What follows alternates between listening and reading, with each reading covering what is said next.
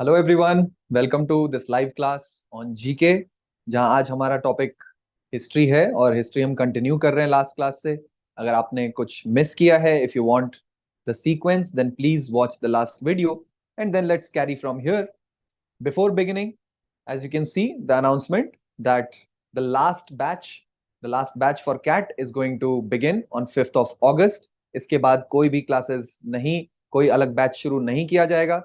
तो जो भी लोग चाहते हैं कि इस साल कैट का एक सीरियस अटेम्प्ट दे सकें, कैट का एग्जाम क्लियर करने पे कोई उनका चांस रहे, तो please do join the last batch starting for CAT 2024. It is not going to be available after 5th of August, so do so soon. Now, in the last classes, we had left studying, जिस point पे हमने बंद किया था वो था महाजनपद।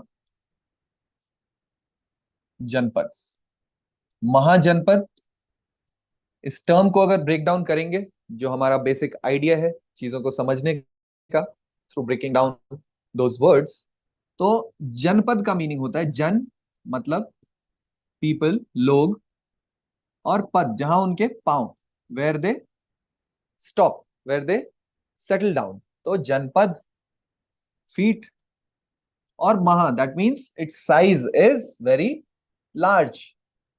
तो पहली बार तो नहीं, क्योंकि जैसा हमने देखा इंडस वैली सिविलाइजेशन में भी the settlements were huge, they were quite large. But after the demise of Indus valley civilization, almost 1500 years later, after 1.5 millennia, 1.5 millennia बीत जाने के बाद, इस तरह के बड़े सेटलमेंट्स देखे जाते हैं पहली बार। महाजनपद पीरियड कहते हैं इनको। In the last class we had witnessed some of these mahajanapadas. Mainly they are 16 in number, but अलग अलग सोर्सेज में, बुद्धिस्ट सोर्सेज में, जैन टेक्स्ट में कुछ और भी नाम देखने को मिलते हैं। These are the primary ones, जिसमें की है अंग, अंग नरेश कर्ण, कर्ण से भी एसोसिएट किया जाता है अंग रीजन को, जो महाभारत के कैरेक्टर है। इसकी राजधानी Champa, it is one of the rivers flowing through Bhagalpur. And modern location जो इस टेरिटरी की है, इसका expanse, that lies in Munger and Bhagalpur district of Bihar. उसके बाद मगध से सारे लोग फेमिलियर होंगे ही। Magadh, the first empire to be formed in the whole world, you could say, first modern empire, जिसका डिटेल्स हिस्ट्री में हमें मिलता है। Its expanse was really huge. ये पूरा, इसका प्रोपोर्शन सब कॉन्टिनेंटल था। The Magadha empire extended right from Afghanistan up to your Kalinga, जिसको आज के डेट में उड़ीसा के नाम से भी जानते हैं, and down south up to Tamil Nadu and Kerala. इसकी जो राजधानी थी वो मॉडर्न पटना, जिसको पुराने टाइम में पाटलिपुत्र के नाम से जानते थे, और उससे भी पहले इसका जो कैपिटल हुआ करता था वो राजगीर में, lies in the southern part of Bihar, and its expanse was in these three districts, Nalanda, Gaya and Patna. Just the Magad महाजनपद। अभी ये एम्पायर से पहले की बात कर रहे हैं, महाजनपद पीरियड की बात कर रहे हैं।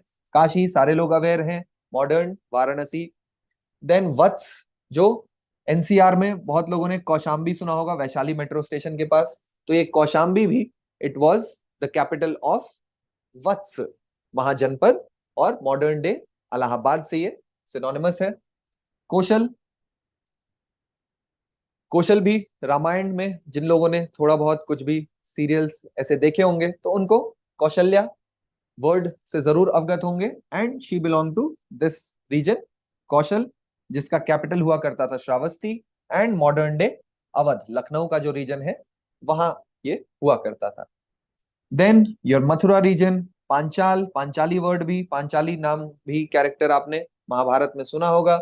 She belong to Panchal kingdom, and its capital Ahichchhatra, the region around Bareilly, Farrukhabad and Budaun. Kuru, associated with Kaurav of Mahabharat, and it lies in Indraprasth, modern Meerut में ये रीजन हुआ करता था। मत्स्य किंगडम आपका जयपुर के आसपास, छेदी किंगडम बुंदेलखंड रीजन में, मध्य प्रदेश में जो है, एंड देन अवंती, जो मॉडर्न डे आपका उज्जैन से रिलेटेड है। मालवा प्लेटू में, जैसा कि देख पा रहे हैं। एंड देन गांधार, जो मॉडर्न डे कंदहार अफगानिस्तान में है। So this was called Gandhara. इसका कैपिटल हुआ करता था तक्षशिला। इंग्लिश में इसको तक्षशिला लिखा हुआ है, but it is the same Takshashila, जहां पे यूनिवर्सिटी भी हुआ करती थी। And it was on the silk route, so it was of primary importance. Purushapura भी इसका कैपिटल हुआ करता था, lies in modern day Afghanistan, Pakistan region. Kamboja, Kamboja was in Kabul valley, Kabul. इस एक रिवर भी है जिसको वैदिक टाइम्स में कुबा बोला करते थे। Asmaka kingdom, synonymous with Paithan, and this lies on the banks of Godavari, south में हो गया ये।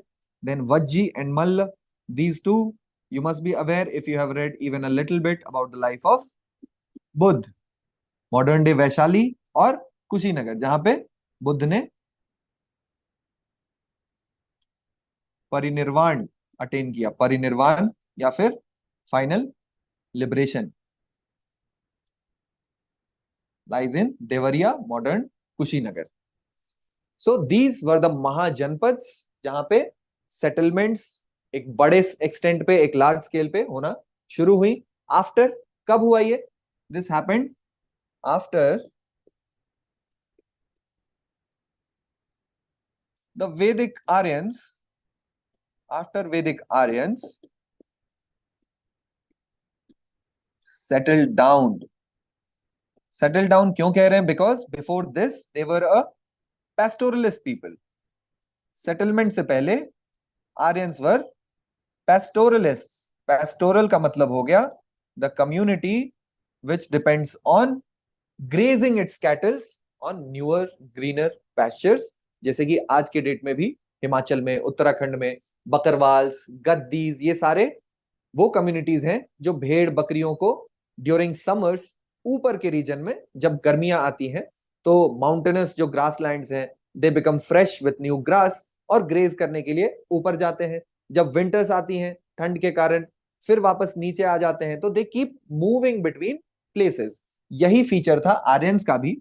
And we had traced some words like gram, जिसका पहले मतलब हुआ करता था moving caravan of vehicles। when it settled down, then gram meant hamlet, एक छोटा विलेज।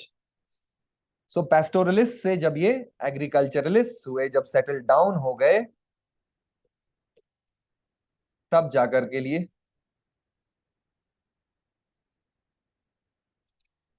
के ये महाजनपद सेटल हुए।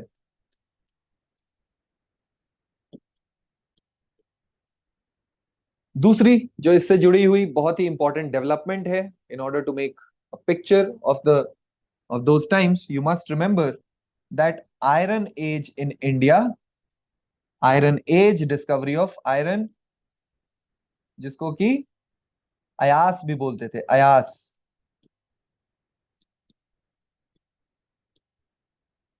अयास का मतलब पहले मेटल हुआ करता था, with discovery of iron, black अयास, दैट मींस आयरन को बोला गया आयरन एज। एजेस नहीं, age. Iron age begins around, कोई पर्टिकुलर ईयर नहीं पिन पॉइंट कर सकते, because age comes when a certain technology, a certain feature, जैसे कि स्टोन से टूल बनाना, स्टोन एज, आयरन एज, जब उसका यूज काफी प्रेवलेंट हो जाएगा, it will be used by many people across a wide geographical area, तब बोलेंगे it is that age defined by iron technologies. So this comes around 1000 BC, जो कि archaeological sources के according this is the age of Mahabharata war as well. तो iron age यानी कि iron की discovery, उसकी स्मेल्टिंग, उससे बनने वाले टूल्स एंड वेपन्स, जब वो प्रेवलेंट हो गया, वाइड स्प्रेड, तब जाकर के iron age arrives in India. And it was because of the arrival of iron, the discovery of और the manufacturing process of associated with iron. तो जो प्लाउ शेयर्स बन रहे थे, जो हल बन रहे थे, उनका tip was made of iron, and it was strong enough, sturdy enough to turn the fertile, heavy alluvial land of the Gangetic Basin। जो गैंजेटिक बेसिन में जंगल्स हैं, जंगल्स हुआ करते थे, उन्हीं को क्लियर करने के बाद ये सारा रीजन आज के डेट में जहां पे एग्रीकल्चर होता है ये बन पाया, and it was only because of iron and fire.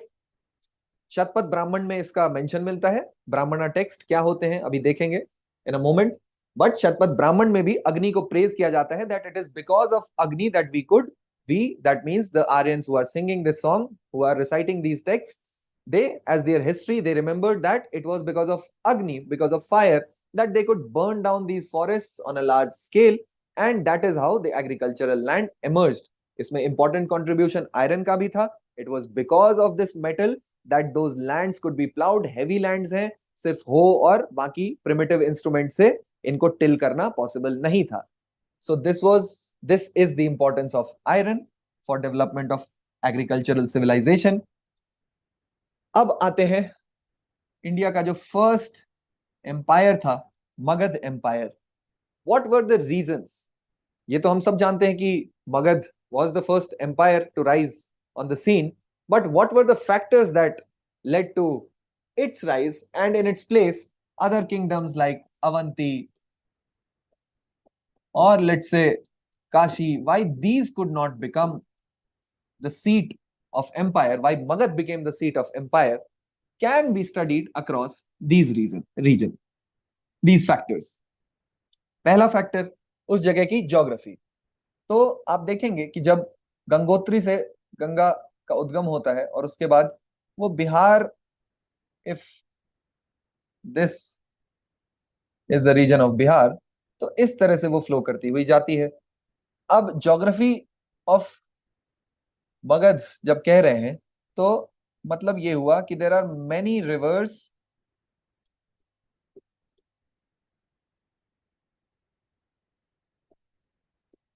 that are tributaries of Ganga, that are joining Ganga, and rivers are not just source of water, they are also a potent means of transport, or river transport is much easier than road transport। road के case में you have to make wheel, you can carry lesser weight, you need bullocks or such draft animals, लेकिन riverine transport के लिए you don't need any of these। a simple raft would do, not to carry object, of course, not to carry load, but simply in order to transport yourself, a simple raft would do।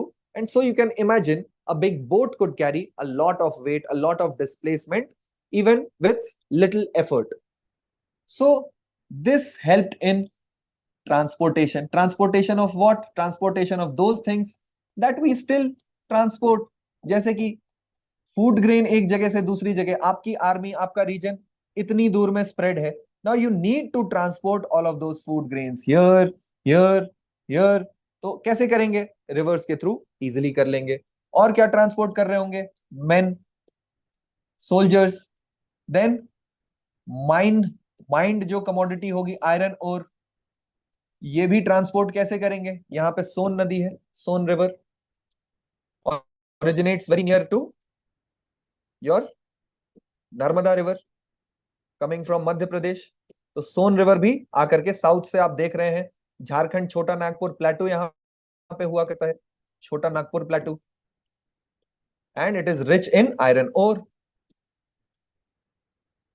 So Magadh empire, first of all it will capture Vanga, Anga, all these little mahajanapadas, और इससे इसका expense बढ़ेगा, ये सारा transportation easy हो पाएगा because of the reverse.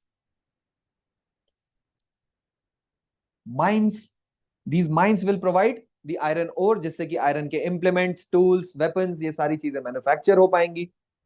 फिर जो इंडिया, पूरे इंडिया की सबसे बड़ी स्ट्रेंथ है, that is multiple crops in a year. एक ईयर में 3 क्रॉपिंग सीजन्स होते हैं, रबी, खरीफ और जायद। तो क्योंकि बिहार में ये चीज और भी स्पेशल इसलिए हो जाती है because Bihar and Bengal they experience heavy rainfall. Bay of Bengal के पास तो है ही, and the way Indian monsoons proceed, तो ज्यादा से ज्यादा पानी यहाँ पे डिपॉजिट हो पाता है। जो चीज आज के डेट में पंजाब में राइस या शुगर केन उगाया जा रहा है, it is not naturally permitted. The natural factors, they do not permit the cultivation of rice or sugarcane in these regions, but it is only because of economic expedience that it is being grown there. But naturally अगर हम देखें जिस समय पे irrigation facilities या फिर ground water pump करना possible नहीं था, there used to be wells of course, लेकिन जो रेन से जितना इजीली वाटर के पडल्स बन जाते हैं नेचुरली, उसमें कोई और एफर्ट नहीं करना पड़ता, तो ये चीज बिहार और बंगाल एंड उड़ीसा रीजन में अवेलेबल है। तो यहाँ पे राइस का क्रॉप उगाना पॉसिबल हो पाया। And you will know that rice has higher calorific value compared to other grains. So higher calorific value means more people can sustain their life. आज के डेट में लोगों ने राइस खाना अगर कम किया है तो वो इसलिए because lifestyle is sedentary. But in an agricultural economy जहां पे आपको मेहनत मशक्कत करनी है, वहां पे you do need carbs in order to remain active. And when people have enough food, they can think of producing more children. ज्यादा population जब बढ़ेगी, then people can be inducted into the standing army, not a mercenary army जो कि आज कुछ और काम कर रही है, पैसे मिलने पे कल को weapons उठा के आर्मी में कन्वर्ट हो जाए, वैसी नहीं, but permanent standing army which is ready at your beck and call to fight any war. So it was this crop of rice which can only be grown in heavy rainfall areas of heavy rainfall. This crop of rice that led to a spurt in population growth, and that is why it could have the Magad region could have a large standing army. And as you can understand, yahan se ek logical consequence hai that it will be militarily dominant because now it has weapons, because it has iron ore. So militarily it will be very, very strong, able to take bigger and more conquests. Then elephants began to be used for the purpose of war. Elephant situated very high, वहां से आप attack कर सकते हैं, लेकिन आप पे attack करना थ्रू स्वॉर्ड और through bow and arrow, it becomes very difficult. So these war elephants found easily in the jungles of Bengal, Bihar, Jharkhand, जो आज के डेट में है, these war elephants became another, जैसे कि टैंक में बैठ करके, tanks are an advantage rather than being completely open, completely vulnerable to fire. If you are sitting in a tank, that makes you much more safe, it adds to your power. तो वही चीज war elephants provide कर रहे थे। And war elephants से जुड़ा हुआ जो सबसे इंपॉर्टेंट फैक्टर है, you need to know that Chandragupta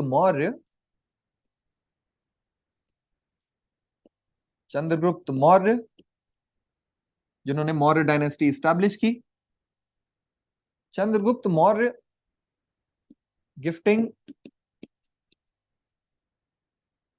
500 war elephants, 500, not a small number in terms of elephants, 500 war elephants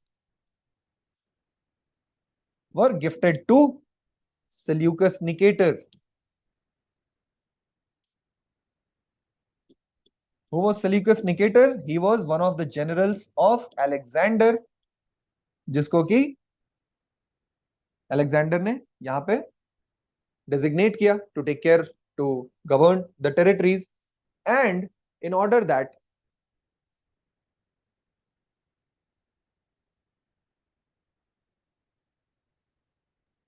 that he would not carry out further attacks, he would not conquer territory west of the Indus River, east of the Indus River, he gifted 500 war elephants. In exchange, Seleucus also offered his daughter's hand in marriage to Chandragupta, and she was one of the queens of Chandragupta.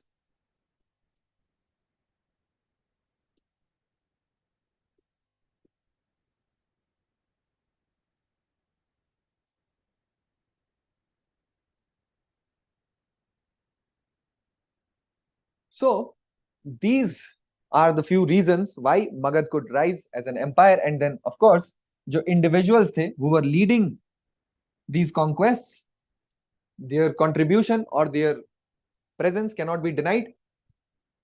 It must be taken into account. And there were certain negative developments, so to say, negative or positive, this is a value judgment. But beyond that, what happened? You must have heard the name of Bimbisar. Remember, do not confuse it with Bindusar. Bimbisar belonging to the Haryanka dynasty. Here I'm writing down all the dynasties of Magad. Haryanka dynasty started by King Bimbisar, his son Ajat Shatru.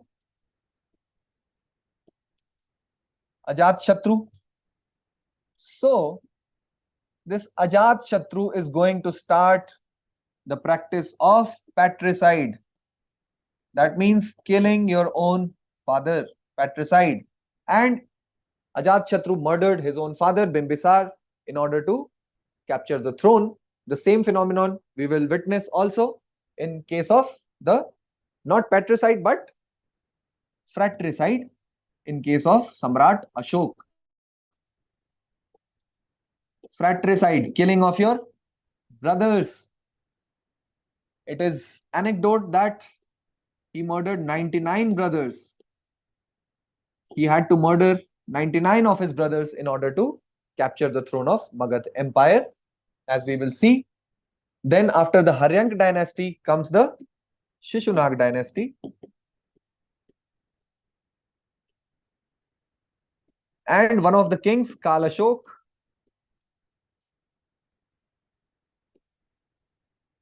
Ashoka the Great, he was also known as Chand Ashok, but Kalashok is someone different. Chand Ashok, because of his cruel policies. He did have a change of heart. If you can comment till then, please do comment how and what event changed Ashok. But Kal Ashok is known for shifting the capital. For the first time, somebody will bring the capital from Rajgir. He shifts the capital from Rajgir or Rajgrih, place of king, Rajgir, to modern Patna, to Patliputra. And Patliputra was a riverine island.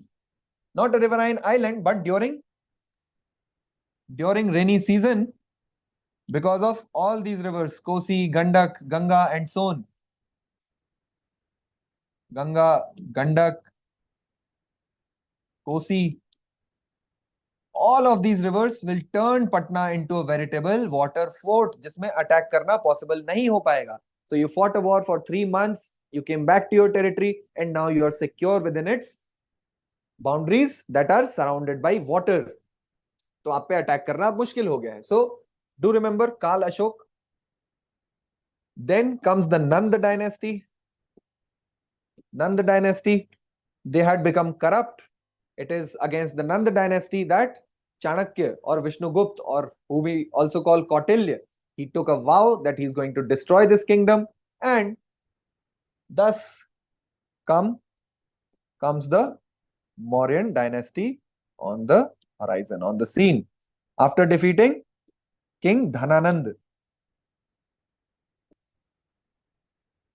After defeating King Dhananand, Chandragupta will become the ruler of Magad Empire, and then the era of expansion and further conquests will take place.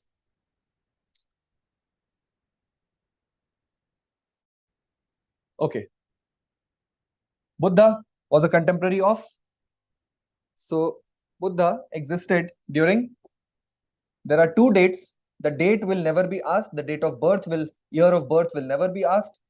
But just for the sake of reference, the texts, Buddhist texts, according to the texts, this is the year of his birth. And according to archaeology, archaeological evidences, year of birth is 480 BC. So there are 2 birth years for Buddha, and he was born to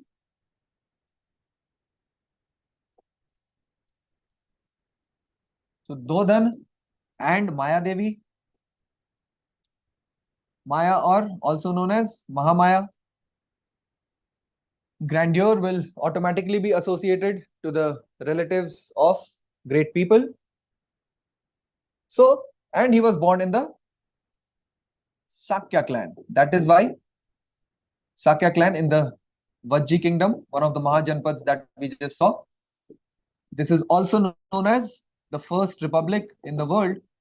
First republic, because it was a Janasangh. There were groups of people, and it was said that there were 1700 kings. 1700 kings in this Janpad, that only means that all these people were the decision makers. Of course, there must not have been only 1700 people, but at least 1700 families, if they have power, that automatically translates to a large number of people. The heads of those families must have been commanding a voice in this republic, and that is why we say that the most ancient India is also the mother of republicanism and democracy. Not republicanism, but republic. Republicanism becomes a different idea altogether, born in the American Revolution. Anyhow, so Light of Asia, Buddha is known as Light of Asia because a book was written by Edwin Arnold. You could be asked this question. If you do see this term, Light of Asia, remember it was written by Edwin Arnold. The Light of Asia refers to Gautam Buddha. His birth name, Siddharth, and Buddha means somebody who has bodh, जिसे अब बोध हो चुका है of the nature of reality, of what life is, and he or she is not just restricted by the sensory inputs that you get. That person has now bodh, his buddhi. He is using buddhi. So these are the meanings associated with Buddha. It is also said that it was a reaction against Brahmanism and ritualism. So, another parallel I would like to tell you, another thing that you should know in the same context is that Vedic texts, Vedas, are divided into Samahita,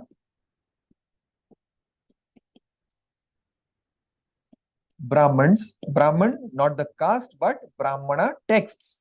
जैसे कि अभी एक का नाम लिया था मैंने, Shatapatha Brahmana, 100 paths to Brahma, Shatpath Brahman.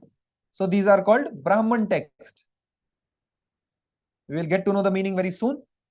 ब्राह्मण के बाद आते हैं आपके आरण्यकाज. आरण्य यानी कि जंगल. And after Aranyakas, Indian philosophy. Again, using the word philosophy is not right. Philosophy word use करना भारतीय दार्शनिक सोच के लिए सही नहीं है. इसको दर्शन शास्त्र कहा जाता है अपने यहां, because it gives you the ability to see, to open your eyes. I could explain to you by using this word video. The root for the word video is the same as the root for the word Ved. That is with Vidya, Ved. To see, to the ability to see things in a better light.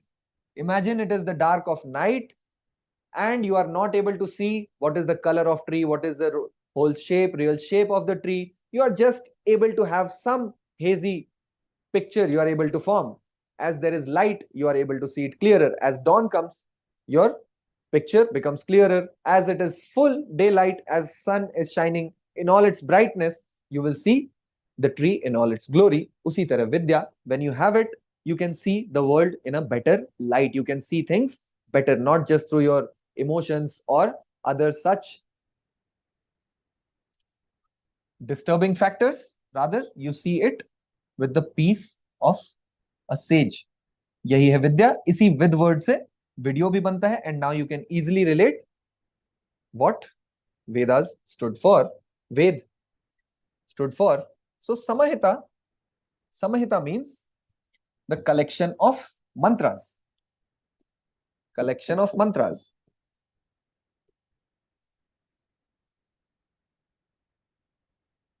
Collection of mantras. These mantras will talk about Ushas and earth and fire, Agni, Varun. Also, Vedo mein, not Indra. Indra becoming the king of all the gods is a later development. Initially, the primary, the upholder of all the law, cosmic law, the supreme deity in the Vedic text used to be Varun. Used to be God Varun. Varun that we today associate him with being god of water. So Varun was not just the god of water, Varun was the upholder of the cosmic law.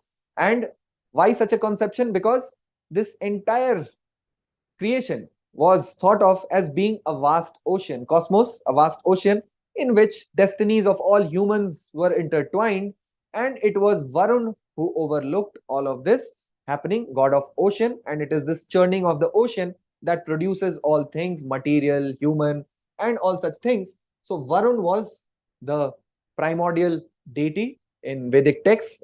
Indra becoming the king of gods was a later development.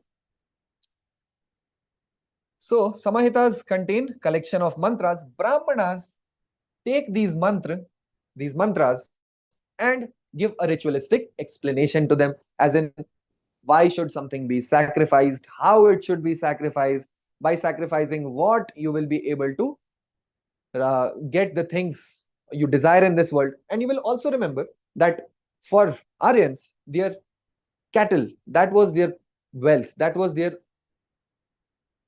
highly valued commodity, highly valued objects, and that was wealth to them. So sacrificing them becomes a very important thing. So Brahmanas mainly deal with rituals. They explain why some ritual must be carried out. Now, Aranyak, that means when society has developed enough and some people, because of their natural revulsion against the norms of society, people will start moving to jungles. They will observe the obscenity spread by humans, by desire, by greed, and they will start moving to jungles. And these Ved, jitne bhi Ved hain, they will be interpreted, they will begin to be interpreted in a philosophical manner. They will be seen differently, ek interpretation hoga. And here there will be little bit of philosophy coming up on the scene, only a tiny bit.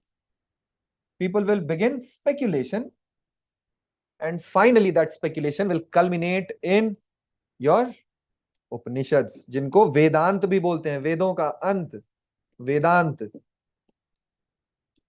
तो Upanishads are the pinnacle of Indian darshan shastra.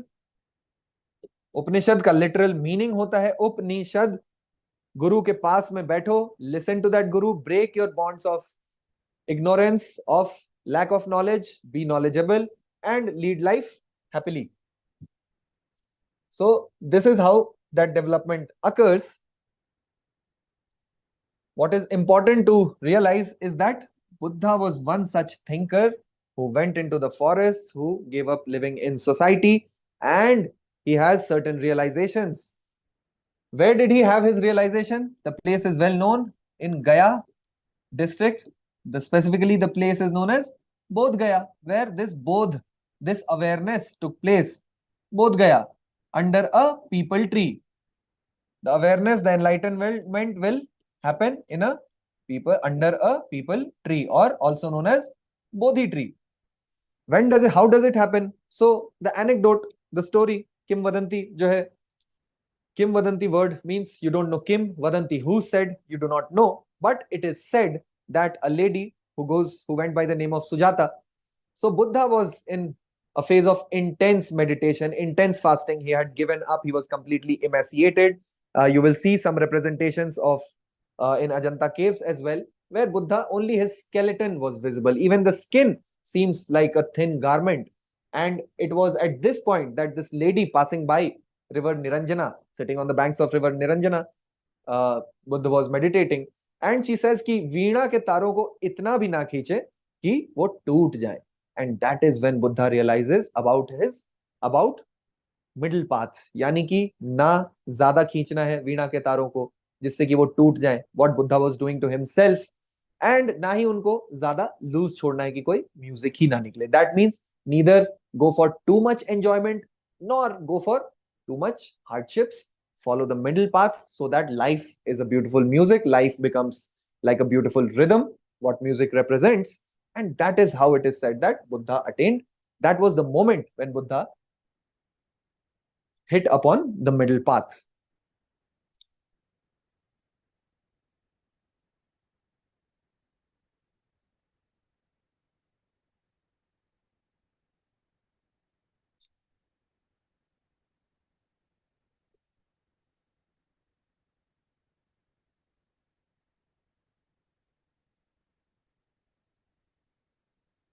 Then we have Vardhaman Mahavir. Birth name will be Vardhaman.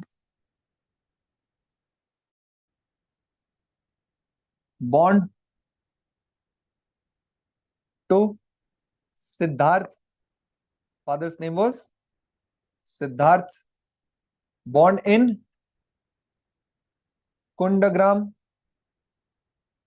in Vaishali.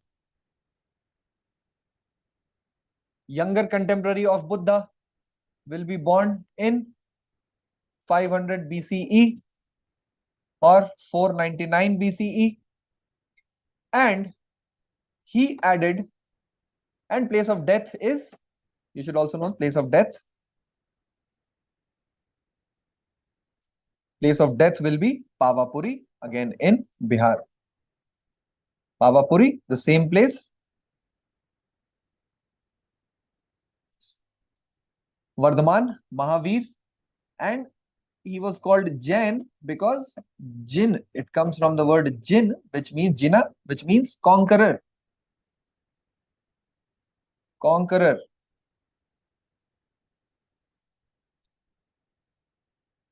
Whereas Buddha meditated for 6 years. After 6 years of meditation, he attained enlightenment. Vardhaman Mahavir, he meditated for 12 years. After 12 years of exploration, he was able to hit upon, so what we call as Bodh. For Jain, it becomes Kaivalya Gyan, highest knowledge. Kaivalya Gyan. Kaivalya Gyan. Kaivalya Dham ki prapti, Kaivalya Gyan ki prapti. That means knowledge that sets you free, that makes you conquer all your inner demons, your inner voices. You are able to attain real knowledge. And this Kaivalya Gyan is also associated with, this is the philosophy of Jainism, Syadvad. Syadvad, same root as what we say Shayad. Shayad aisa hoga, Shayad वैसा होगा, पता नहीं कैसा होगा. The analogy that is given is of blind men touching an elephant and trying to describe it. Somebody will describe it like a tree trunk. Somebody who touches the elephant's trunk will describe it as a snake. Somebody who just touches its belly will describe it as something else. So nobody knows reality. What is being discussed is the nature of reality. What reality is, nobody knows completely. So from here comes the term Syadvad or Shayad. या ऐसा हो सकता है, maybe this, maybe that. Everybody knows only little bit of reality. Nobody knows it fully. Only the Kaivalya Gyani, one who has Kaivalya Gyan, knows the full. And it also entails Anekantvad. Anekantvad. Easy to interpret word, easy to understand. Anekantvad. Vad, Vivad, argument. The argument they give. Vad means argument. Syadvad, their argument will be Shayad. Shayad aisa ho, Shayad waisa ho. And Anekantvad, reality is multifaceted. Reality has many sides. You only know one, two, not all of them. So, another of their philosophy propounded by them will be Anekantvad. Similarly, Buddha gave 4 noble truths, 4 Arya Satya. 4 noble truths. Arya is synonymous with noble. 4 noble truths. These will be the fact that, first of all, you need to admit that sabbam dukham, everything is painful in this world. Any kind of joy, what is joy today, tomorrow it will be pain when you will be away from that joy, from that happiness. When it is taken away, it is the joy, the absence of joy, which converts into pain. So the first truth was sabbam dukham, everything in this world is painful. Then he admits that there is a reason for this painful experience, that is attachment. Attachment are at the root of all the pain. Then thirdly, he says that there is a path, there is a method to stop this, and the path is eightfold or ashtangik marg. Right knowledge, right faith, right conduct, all these things will become part of the eightfold path. Eightfold path to what? Path to enlightenment. Eightfold path to enlightenment.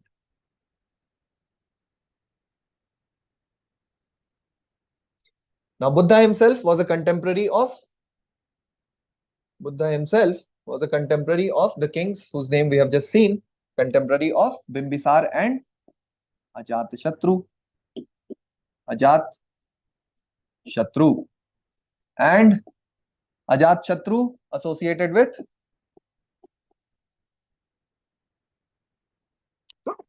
excuse me, first Buddhist council. After the death of Buddha, first Buddhist council will be organized where people will codify, people will note down whatever Buddha had said, his speeches, his sayings, they will be recorded. Mahakashyap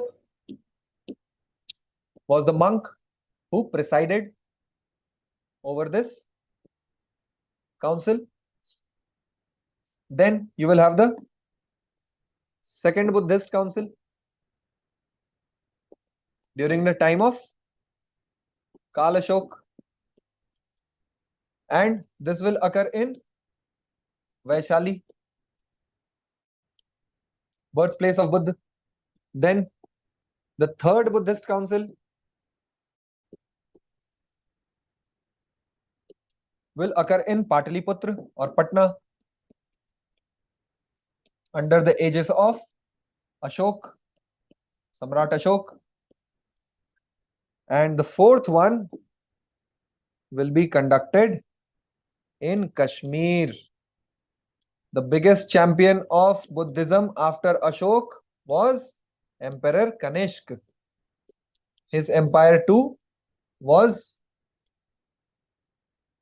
mighty expansive. It expanded from China and Turkestan up to Mathura. So it was a very wide empire. And fourth council, and he also, you should also know that Kanishk patronized this Buddhist monk known as Ashwaghosh. Ashwaghosh, who is the author of Buddha Charitra, the life of Buddha. Buddha Charitra.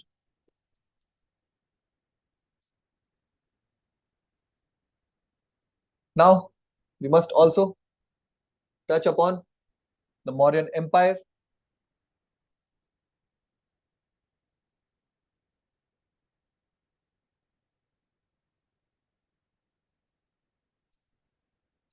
Now, Ashoka's empire was a truly cosmopolitan empire.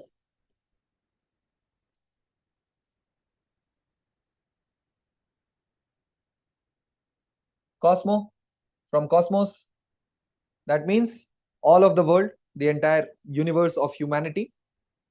And polis, politan, that means a state, a city in which people from all around, they are dwelling. So you have already seen that they had contacts with the Greek world in terms of, in the name of Seleucus Nicator, you already know. And we also know that a person by the name of Megasthenes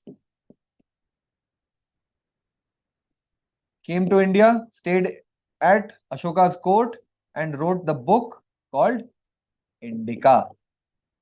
Do remember, Megasthenes is associated with Indica. In Indica, he divides Indian society into 7 strata, or he says that there were 7 castes that existed: philosophers, soldiers, agriculturalists, goldsmiths, and such others made up the 7 strata of Indian society. Then you must also know, from the point of view of exam, one of the unique things about the Mauryan Empire is that the first 3 generations, starting with Chandragupta, they all followed a different religion. Chandragupta accepted Jainism.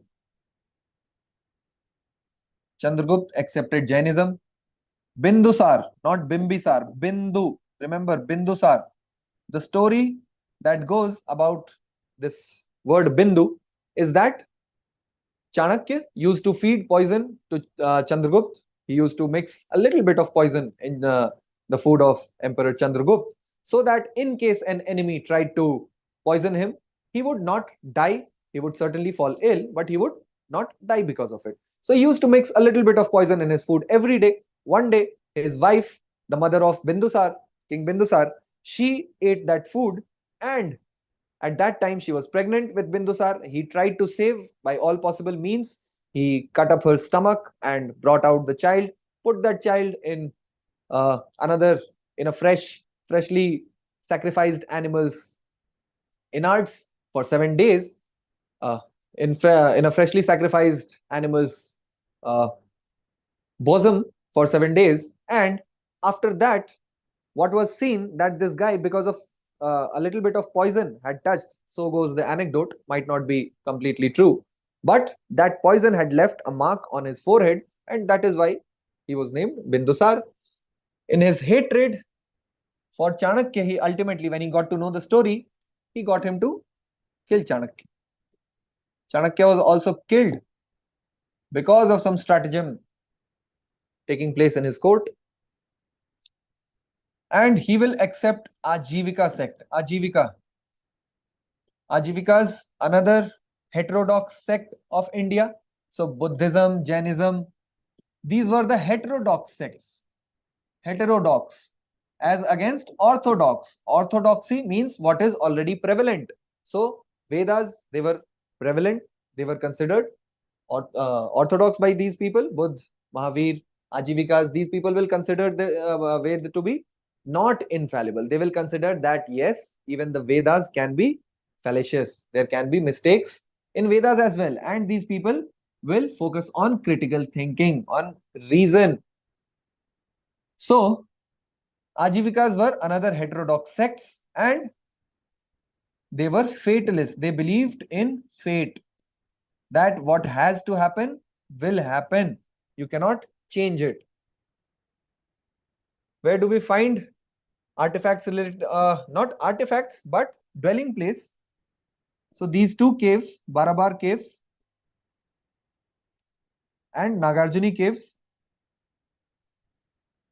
in Bihar, these were donated by Emperor Ashok to the Ajivika sect. Recently, there has been some archaeological, not find, but archaeologists have studied these two caves, and the finesse with which these two caves have been made, it has boggled the minds of all world-renowned scientists and engineers, that how such high degree of precision, the shape of the caves that has been made from inside, since it was for monks, so such a shape with highly polished walls was attained. Now, it is difficult to show it here on board, but do check it out. What is so special about these Barabar and Nagarjuni caves? Why they are architectural marvels? There is a reason. That is the high degree of polish and shape attained. Why it becomes important? Because these stones are granite stones, and granite is very difficult to cut and chisel. Sandstone, whereas sandstone is very easy to give shape to, granite is extremely difficult to chisel and carve. So that is why it becomes a matter of wonder.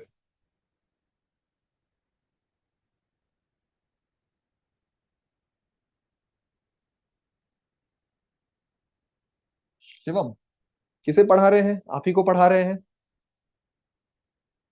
Light of, ठीक है.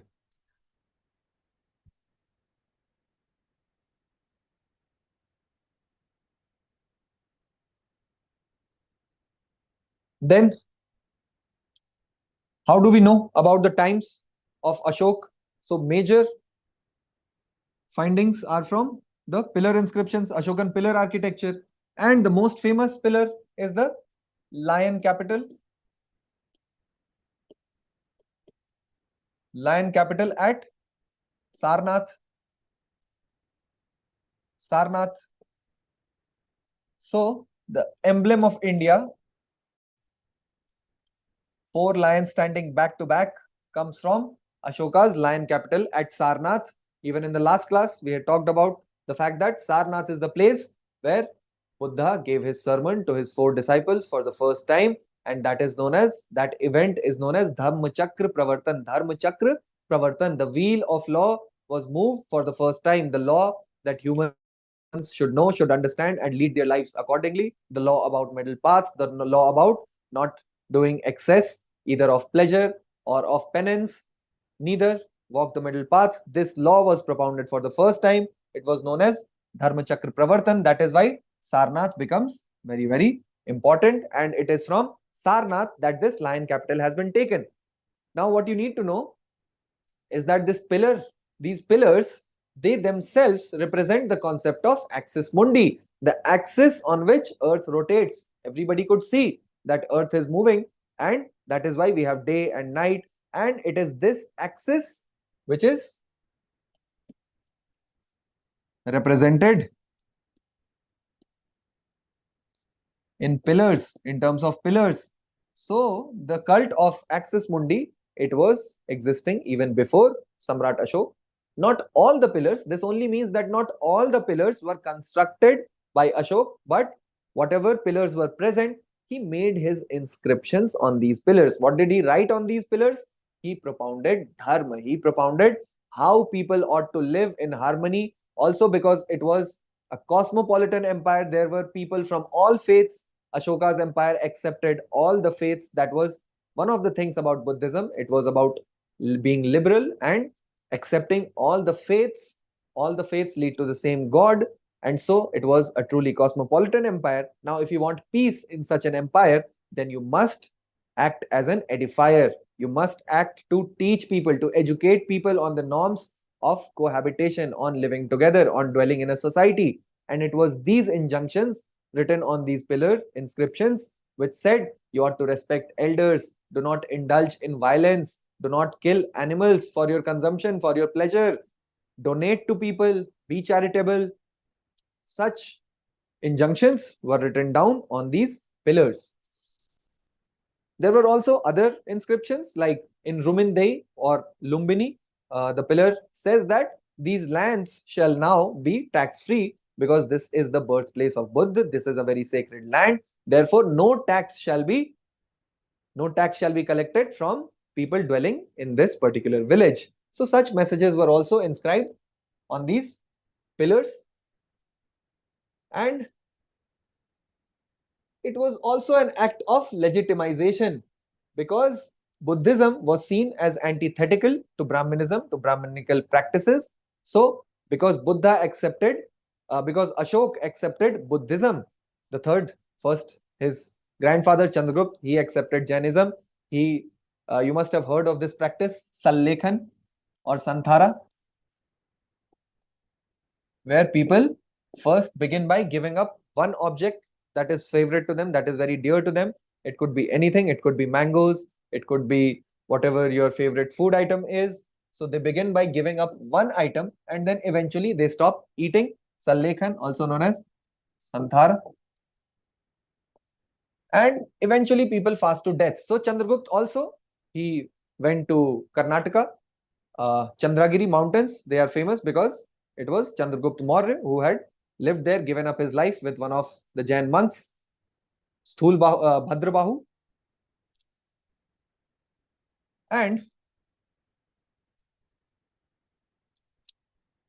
this was a marriage of Ashoka's political astuteness, political cunning, along with his practices of non-violence and peace. So he legitimized his authority. Why should somebody who is not a Kshatriya, who is not born in that clan, should be able to rule? It will be opposed by Brahmins, and therefore he will accept a religion like Baba Sahib Ambedkar did.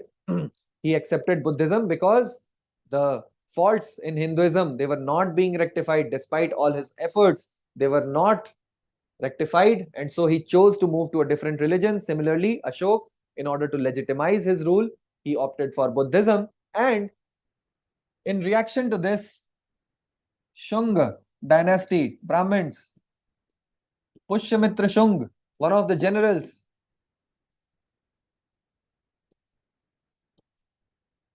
Pushyamitra Shung, he will eliminate the Mauryan rule after 2 or 3 generations. After Ashok, he will take power, capture power, and it will be the beginning of Shunga dynasty. Where do we know about these stories?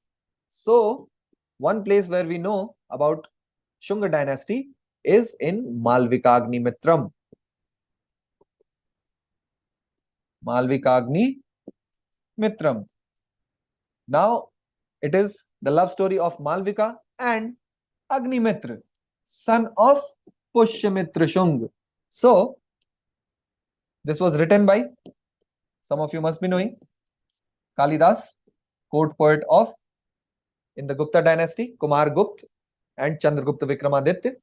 9 gems. He was one of the 9 gems. So this story describes those times.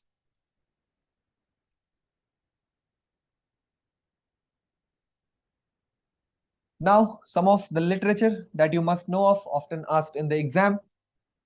Vasavdatta. This is a character found in many plays, many stories adopted by many of the playwrights. So, Vasavdatta, written by Subandhu. Shudrak will write these stories, Mritchakatikam, Clay Cart, and Veena Vasavdatta. So you see again, Vasavdatta comes in the picture, and this time she is somebody who is an expert Veena player. Then Ban Bhatt, he will write a short novel, Kadambari and Harsh Charitra, the biography of Harshvardhan.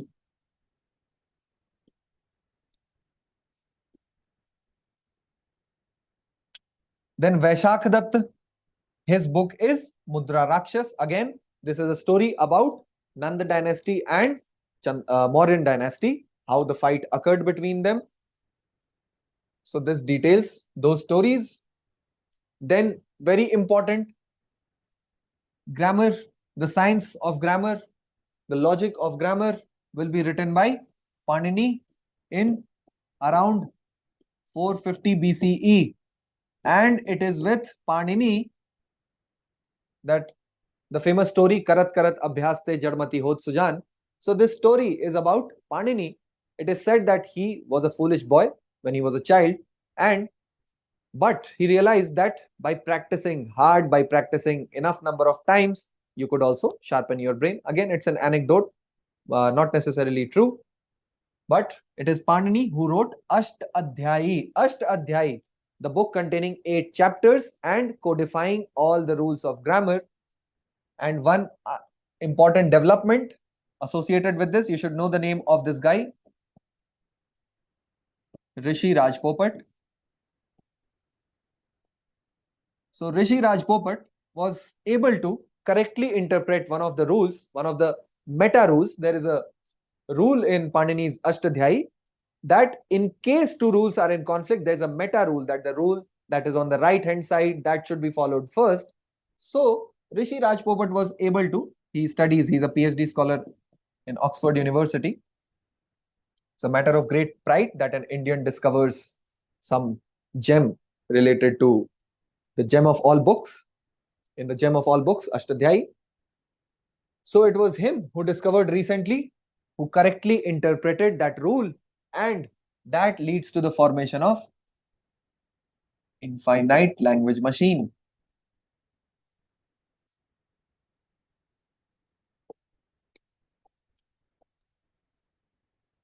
As society progresses, as science progresses, we need new words. The reason why Hindi is not adopted, why Hindi has lagged behind in its adoption as a global language, is also because political terms, scientific terms, there has been a lack of innovation in terms of these. And infinite language machine means from a root word, from one root word, you can generate many words. Root word plus prefix or suffix, and you get many new words. That is the meaning of infinite language machines. Large language models, AI is a major field of AI, is developing large language models that can produce speech and language like human beings. So it uses the rules of Panini's Ashtadhyayi. Then Katyayan wrote Vartika Sutra, again a text on grammar. And Since these are sutras, sutras means terse, aphoristic, in very less number of words, you say something, some rule, like a formula, in order to comment upon that, to make it accessible, intelligible to more people, there will be commentaries, and these commentaries on Panini's Ashtadhyayi will be done by Patanjali, Katyayan, as well as Patanjali. Patanjali will write the book Mahabhashya. Mahabhashya. And Katyayan will be associated with Vartika Sutra. It is again a commentary, not so detailed, but it is a commentary on Panini's Ashtadhyayi. Then people who wrote, who worked.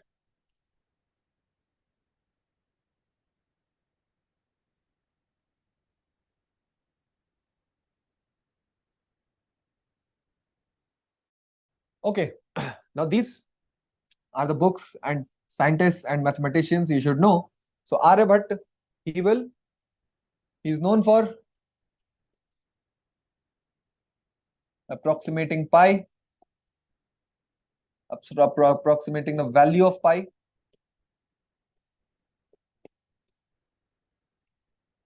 So Aryabhatta will write the book Aryabhatya, Arya Siddhant, and another thing that we witness is that place value system will be seen properly being used.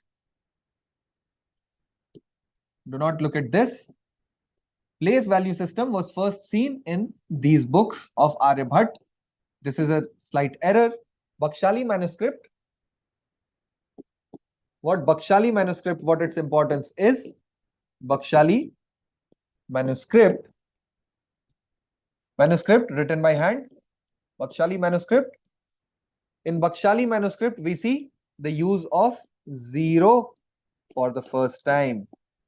For the first time, zero's use will be witnessed in the Bakshali manuscript. This manuscript is written in the Gatha language. Language used is Gatha language, and the script is known as Sharda script. Sharda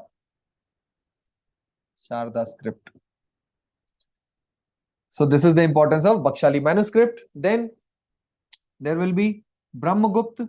He will write Brahma's foot, Siddhantika, and Khandyak, first to give rules to compute with zero, using zero.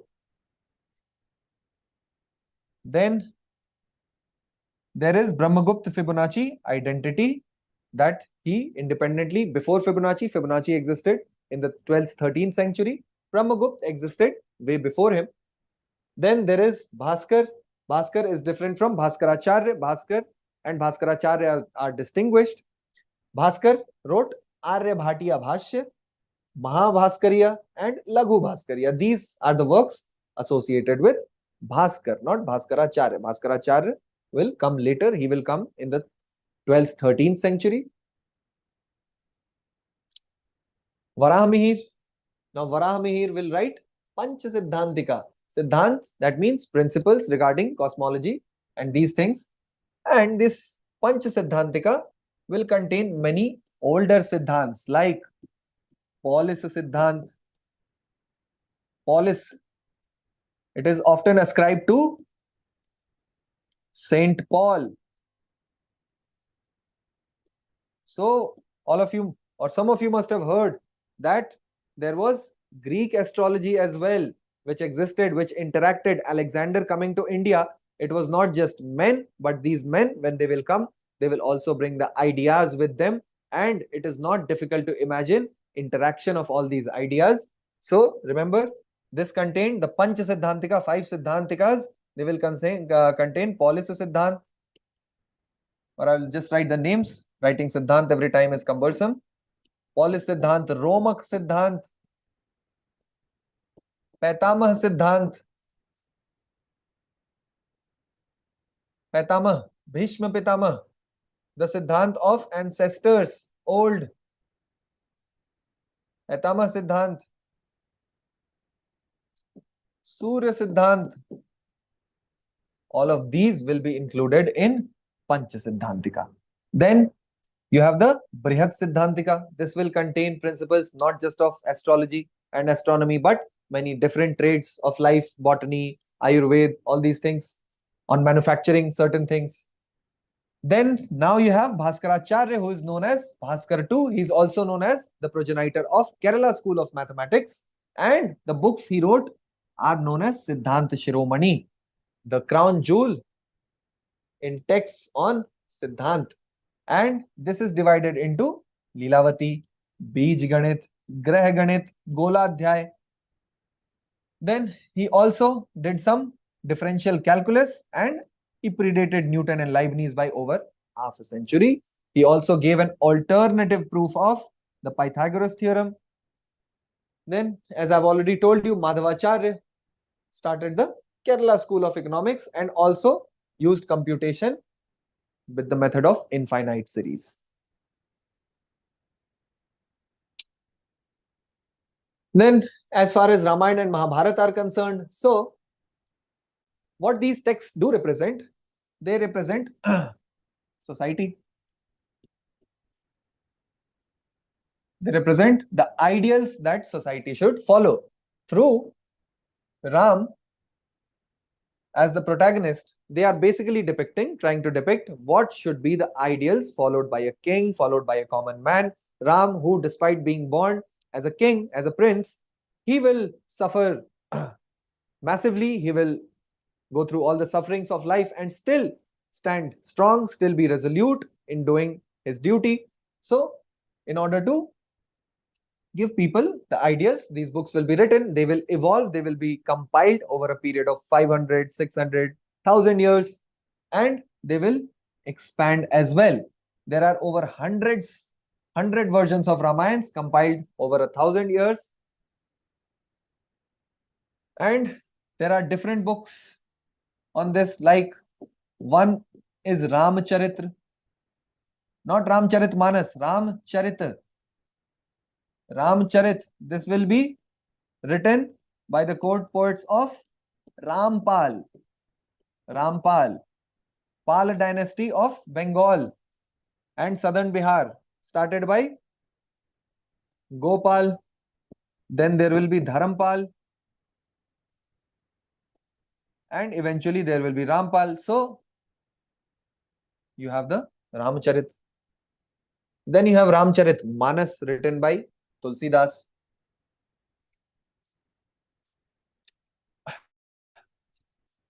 You must also know that poets, it is their task to equate, court poets, it is their task to equate their patron, the king, with gods, and with a play of words to try to depict their kingdom for their king, their princes, for posterity as ideal figures. So, another example of it we can take in this book, Kumar Sambhav, this epic play, Kumar Sambhavam.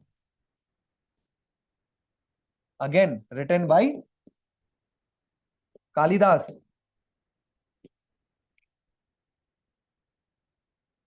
First Buddhist council, somebody has asked a question that occurred in Rajgir. It was in Rajgir that first Buddhist council will take place. Now, Kumar Sambhav, see the beautiful analogy drawn by Kalidas. So, you will know that he was a court poet of the Gupta dynasty. So, Kalidas, he is trying to establish a parallel between Kumar Sambhav. It is a story of the marriage of Shiv and Parvati. Marriage of Shiv and Parvati, but also one of his patrons is King Kumar Gupta.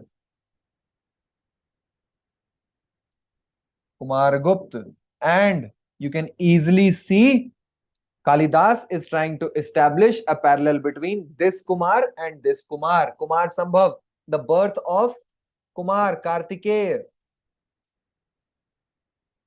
So this is how poets will do their task of immortalizing their patrons by writing stories that are epic in their proportion. Then what you need to know, a little bit of fact, that Mahabharata, also known as Shat Sahasri Samhita, Shat, 100, into Sahasri, 1000, becomes 1 lakh. So, containing 1 lakh verses, Sat Sahasri Samhita collection of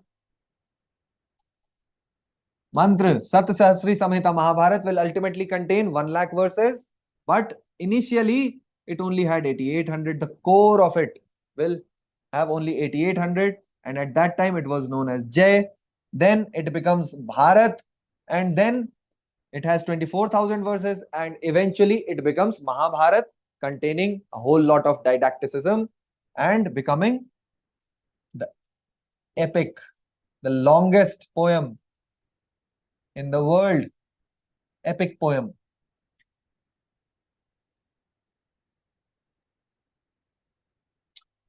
Then something about Mahakavya. You all must know Mahakavya means epic poem, and the criteria for Mahakavya in Sanskrit is that the themes, the topics must be taken from Ramayana or Mahabharata.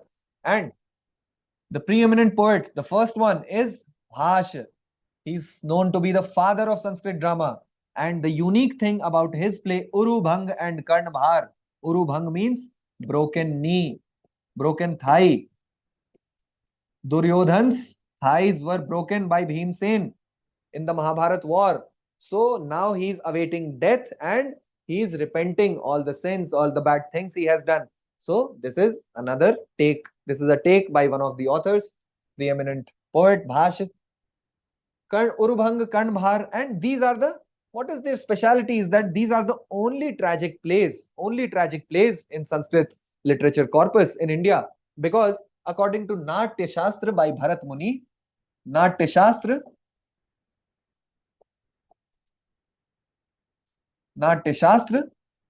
written by Bharat Muni, so that prohibits any kind of plays that are tragic. There should not be a tragic end to plays.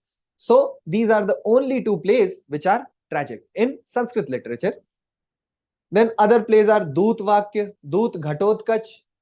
You know that Ghatotkach was one of the emissaries from the Pandav side to the Kurus, and on that topic he has written Doot Ghatotkach. You can see all of these themes belong to Mahabharata.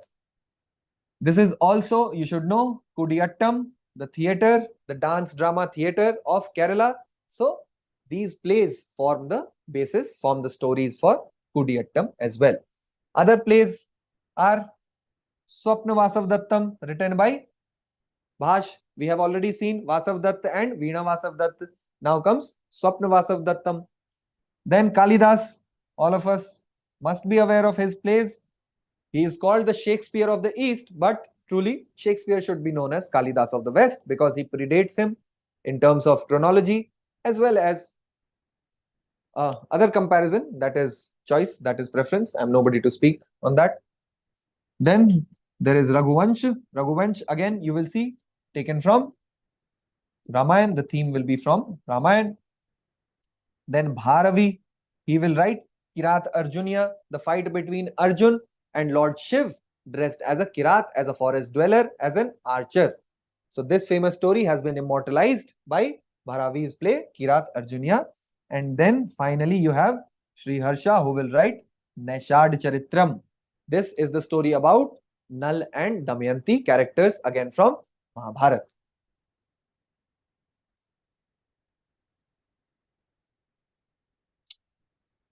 Other famous plays by Kalidas, Malvika Agnimitram, I have already told you, it is the love story between Malvika and Agnimitra, son of Pushyamitra Shung. Then Meghdutam, description of cloud as a lover's messenger. Abhigyana Shakuntalam, forgetting Shakuntala and then again recognizing her. And another one, Vikram Urvashyam. Vikram, King Vikram, and Urvashi, a celestial nymph. Love story between them will be described in Vikram Urvashyam. Then we have some schools of Indian philosophy, Shad Darshan, not philosophy, but again, I would like to emphasize Shad Darshan.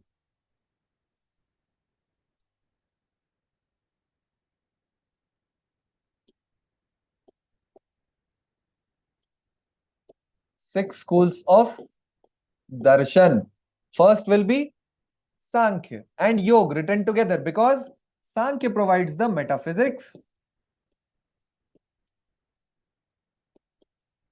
Yoga provides the praxis. How to be able to see this with your own mind, with your own intellect. How do you reach that state? By practicing yoga given by Yoga Sutras of Patanjali. Sankhya given by Rishi Kapil. Nyay given by Rishi Gautam. Vaiseshik given by Kanad. Vaiseshik, Kanad. This will talk about Parmanu. And Anu, the ultimate structure of matter being atomic. So, Nyay is the science of argument. Science of argumentation. And that is why you will see courts talk about Nyay, justice. What goes on in courtrooms? It is debate. It is arguments that are carried on by lawyers in front of judges, and that is why Nyay, also known as Tark Vidya or Tark Shastra. Then you have Purv Mimamsa given by sage Gemini. Purv Mimamsa. Mimamsa means investigation. Mimamsa means inquiry. Purv Mimamsa, the inquiry that comes before, and the inquiry that comes after. Uttar Mimamsa, also known as Vedanta. And one of the texts associated with it will be Brahma Sutras. Brahma Sutras. Then the heterodox schools, we have already spoken about them. Jainism, Buddhism, Charvakism and Ajivikas. Charvak, they will be materialists. Materialists. To speak simply, Charvakism will deny the presence of anything like soul. They will not believe in soul. Nairatmyavad. No soul exists. It is only, they give the example of the red juice that is derived from pan, from betel nut. So they will say that red juice did not exist prior, but the combination of all the elements together makes up that essence. So just like that, life, there is no soul. It is just the coming together of various body parts that creates life. Or there is no chariot, so to speak. Where is the chariot? You take out the wheel, you take out the axle, you take out the seat, you remove the horses. There is no chariot. You bring it all together, there comes chariot. So this is what they will say. They will deny the presence of any kind of soul. No soul theory will be given by them. Hardcore materialists. And one of materialists, it is not bad. It only enhances the argument, the power of arguments of the opposing party. So materialists are also necessary if you have to sharpen your arguments. Only when somebody will deny your arguments will you find better arguments, will you find plausible arguments.